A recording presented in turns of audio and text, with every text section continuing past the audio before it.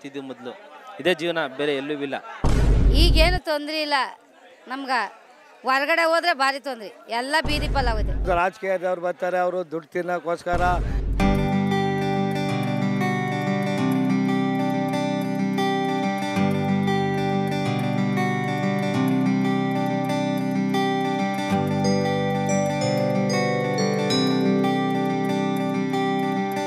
ನನ್ನೂರ ಕಥೆಗಳು ವಿಶೇಷ ಕಾರ್ಯಕ್ರಮಕ್ಕೆ ಸ್ವಾಗತ. ನಾನು ಉಮೇಶ್ ಕೋಟೆ. ಐತಿಹಾಸಿಕ ದೇವರಾಜ ಮಾರುಕಟ್ಟೆಗೂ ಮೈಸೂರಿನ ಜನತೆಗೂ ಒಂದು ಅವಿನಾಭಾವ ಸಂಬಂಧವಂತೂ ಇದ್ದೇ ಇದೆ. ಇದು ರೋಮಾಂಚಕ ಉತ್ಪನ್ನಗಳ ವಿಸ್ಮಯಕ್ಕೆ ಅದ್ಭುತವಾದ ತಾಣವಾಗಿದೆ. ಇಲ್ಲಿ ನೀವು ಬಗೆ ಬಗೆಯ ಹೂಗಳು, ವಿಧ ವಿಧವಾದ ತರಕಾರಿಗಳು, ಸಾಕಷ್ಟು ಹಣ್ಣುಗಳನ್ನು ಕೂಡ ಈ ಒಂದು ಮಾರುಕಟ್ಟೆಯಲ್ಲಿ ಕಾಣಬಹುದಾಗಿದೆ. ಮೈಸೂರಿನ ಸಂಸ್ಕೃತಿಯಲ್ಲಿ ಮುಳುಗಲು ಇದು ಒಂದು ಅದ್ಭುತವಾದ ತಾಣವಾಗಿದೆ. ಬನ್ನಿ, ನಾವಿಂದು ದೇವರಾಜ ಮಾರುಕಟ್ಟೆಯ ಇತಿಹಾಸವನ್ನು ಒಮ್ಮೆ ಮೆಲುಕು ಹಾಕಿ ಬರೋಣ.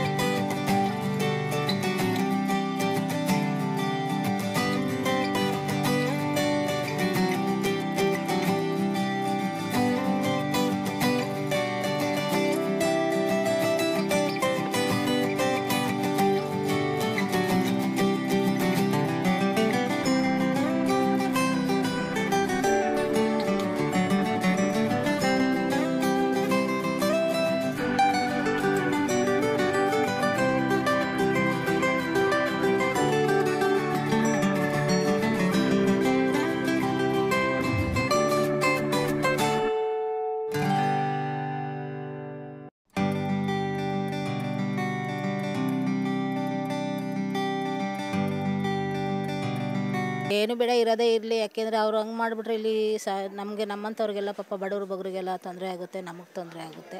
ಆ ಥರ ಎಲ್ಲ ಮಾಡ್ಬೇಕು. ಇರೋದನ್ನೇ ಬೇಕಾದ್ರೆ ಅಟ್ರಾಕ್ಷನ್ ಮಾಡಿಸ್ಕೊಳ್ಳಿ, ಬೇಕಾದ್ರೆ ಏನಿದು ಅಂತ ಮಾಡ್ಕೊಡ್ತೀವಿ. ಒಂದು 56 ವರ್ಷದಿಂದ ವ್ಯಾಪಾರ ಮಾಡ್ತಾಯಿದ್ವಿ. ನಮ್ಮ ತಂದೆ ತಾಯಿ ಮಾಡ್ತಿದ್ವಿ ವ್ಯಾಪಾರ. ಇದು ಬಿಟ್ಟರೆ ನಮ್ಗೆ ಯಾವುದೂ ಗತಿ ಇಲ್ಲ ಐತೆ. ಇದೇ ನಮ್ಮ ಜೀವನ.